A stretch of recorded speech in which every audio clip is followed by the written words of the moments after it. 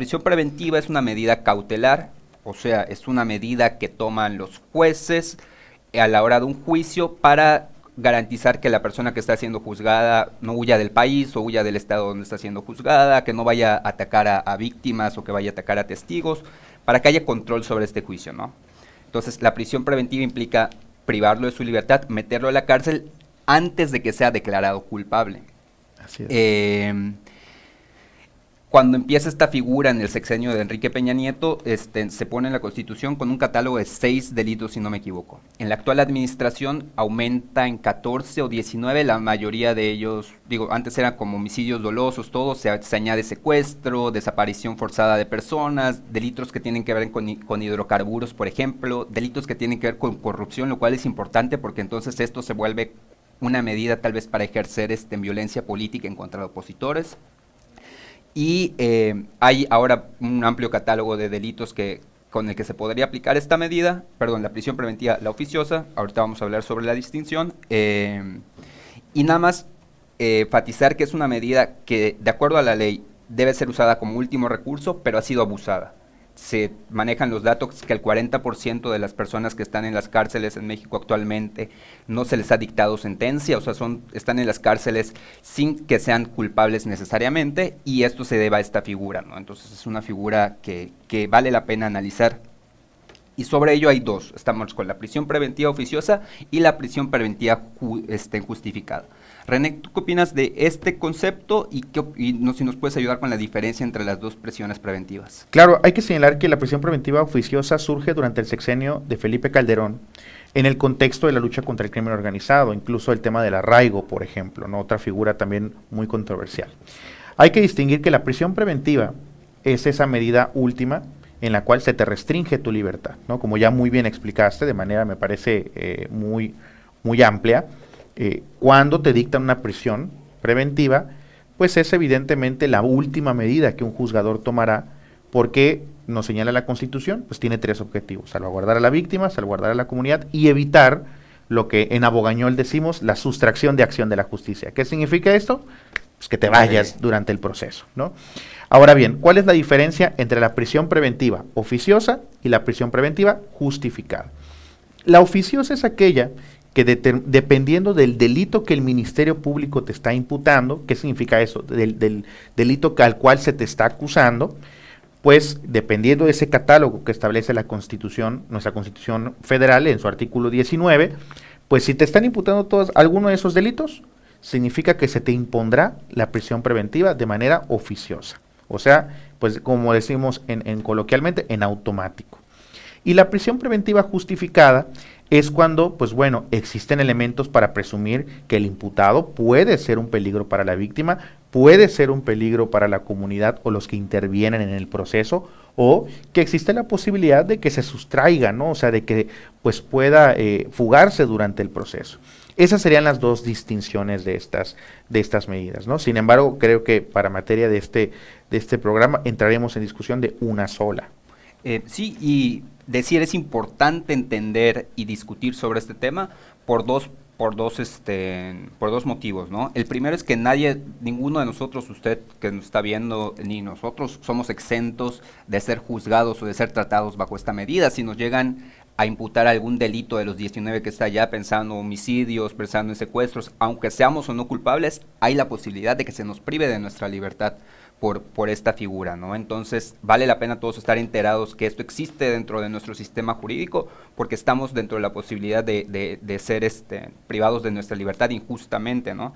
Y también nos ayuda a entender temas o casos que platicamos mucho, pero que tal vez no terminamos de entender, casos como por ejemplo el de Rosario Robles, casos como el de Murillo Karam, documentales como el de Florence Cassés, como el de Duda Razonable, que son gente que se vio privada de su libertad y que se volvieron víctimas de un sistema abusivo, ¿no? que atentó contra ellos en su derecho a la libertad y en su presunción de inocencia.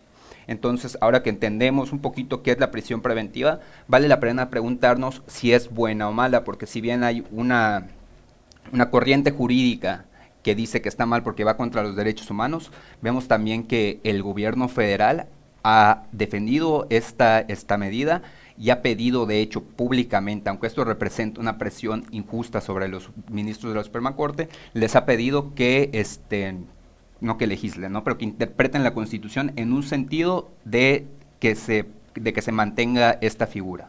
¿Cuál es tu opinión sobre esto, René? ¿Crees que es buena, mala? ¿Tiene cosas buenas? ¿Tiene cosas malas? Yo creo que es importante entender dos discusiones, la discusión jurídica y la discusión política que hay en torno a la prisión preventiva oficiosa. Hay que recalcar. Lo que está en debate actualmente a nivel nacional e internacional, que hay que señalar, es esta figura en su carácter automático. Me parece que la prisión preventiva oficiosa ha sido abusada en diversos delitos, ¿no? Sin duda, me parece que lo que ha hecho la prisión preventiva oficiosa en muchos estados, sobre todo, por ejemplo, hemos visto recientemente documentales en ciertas plataformas, en estados como Tabasco, ¿no?, en estados, por ejemplo, como Chihuahua, en la Ciudad de México incluso hay un tema del abuso a esta medida, en el cual con el simple hecho que te estén imputando ese delito, pues los jueces constitucionalmente estarían obligados a imponerle la prisión preventiva. Y esto ha conllevado una serie de violaciones sistemáticas a los derechos humanos y en algunos casos violaciones graves a los derechos humanos. ¿Por qué? Como tú muy bien planteaste, y hay que preguntarnos desde esta discusión primero jurídica. ¿Es correcto que la autoridad te prive de tu libertad, o sea, te detenga? Evidentemente te detendrá durante todo lo que dure el proceso. Aquí no se ha presumido tu culpabilidad, tu responsabilidad, no se te ha declarado culpable de absolutamente nada. Simplemente por una presunción y en el cual pues ya se llevó a cabo una audiencia, se te impone esa medida. Ahora, hay que recordar cómo llegamos a que te impongan una medida cautelar. Para esto tuviste que haber sido vinculado a proceso. Yo sé que suena tal vez para los que nos ven y nos escuchan como dicen, bueno, ¿qué es vinculación a proceso? Cuando tú te vas a un juicio, existe una audiencia en la que se va a determinar si de la investigación que realizó el Ministerio Público hay elementos o datos razonables. ¿Qué significa esto? No que exista toda la evidencia, simplemente que existan algunos indicios o datos de prueba que nos hagan presumir, uno, que se ha cometido algo, dos, que eso que se cometió es un delito, y tres, la probable, y hay que hacer énfasis, la probable responsabilidad o que el imputado o el investigado participó en ese delito. O sea, quiere decir que para que te dicten un auto de vinculación a proceso, pues no tiene que haber más allá de toda duda razonable. O sea, no significa que en ese momento te han encontrado culpable de ese delito. Simplemente pues, con un estándar mínimo, o sea, con pruebas mínimas, con datos de prueba mínimo, pues te vinculan a proceso. Y con eso es suficiente, si el delito está en el artículo 19 de la Constitución, que se te imponga la prisión preventiva de manera oficiosa, o sea, en automático. Pensando, por ejemplo, por eso Ricardo Anaya huye del país, ¿no? Porque cuando se le empiezan a imputar delitos probablemente relacionados con la corrupción, yo creo que él se huele que en cualquier momento lo pueden encerrar y dice, patitas para que las quiero. Y yo creo que hay una reflexión obligada en torno a este aspecto jurídico de la discusión. Me parece que hay que ver los datos de quiénes son las personas que están en prisión preventiva oficiosa. La gran mayoría son personas de escasos recursos, en situaciones de vulnerabilidad, personas de pueblos originarios, mujeres.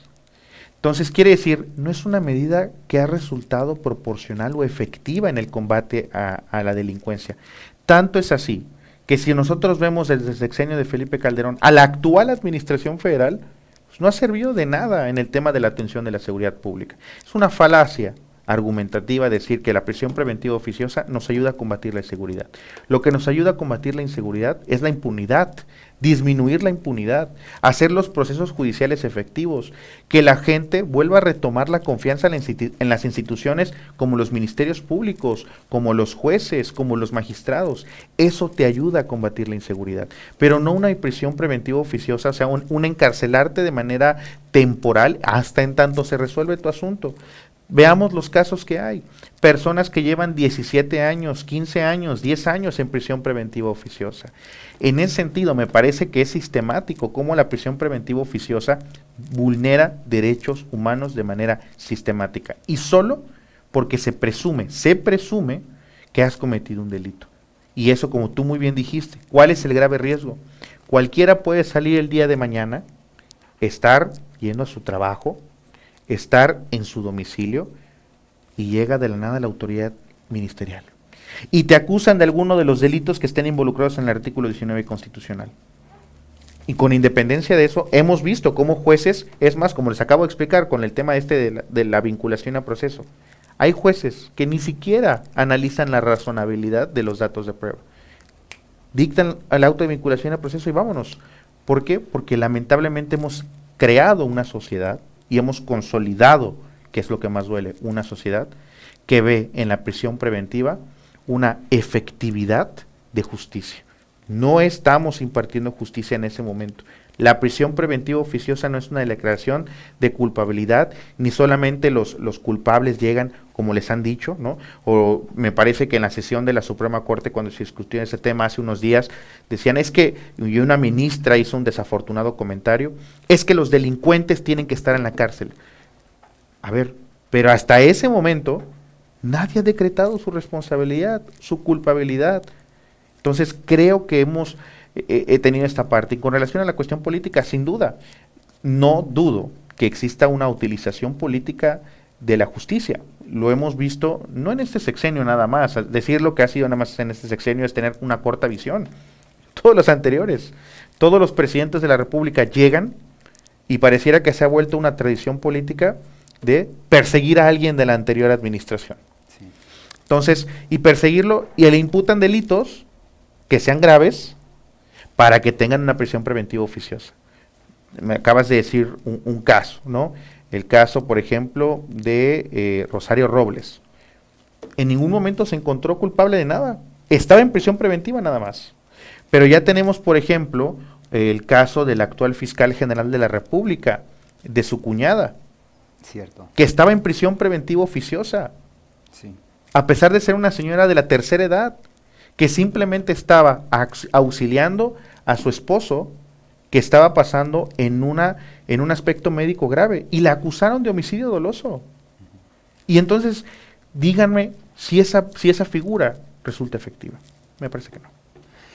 Parte de lo que había visto es que se amplía el catálogo para desincentivar la comisión de estos delitos, pero tampoco se ha visto en la realidad que ello haya impactado en que hayan menos o más delitos sobre esto, ¿no? Entonces, definitivamente es una medida que en principio muestra cosas más negativas que positivas, aunque también habría que ver que dentro de todo el proceso de hacer justicia, no solo está de parte lo legal, ¿no? También hay que tomar en cuenta que el operativo pesa, ¿no?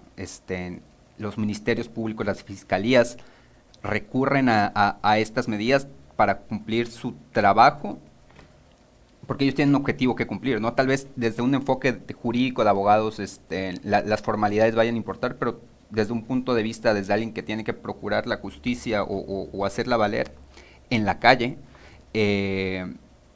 tal vez las formalidades no importan nada como poder hacer que una persona mala, una persona que va contra la sociedad pueda estar pues, privada de su libertad, tirando un poquito a abogado del diablo, ¿no? Sobre ello mencionar que en el marco de esta discusión hubieron varios medios de comunicación que hacían listas de sí, criminales de alto perfil, feminicidas, narcotraficantes que quedarían en libertad si se discutía esta medida, ¿no?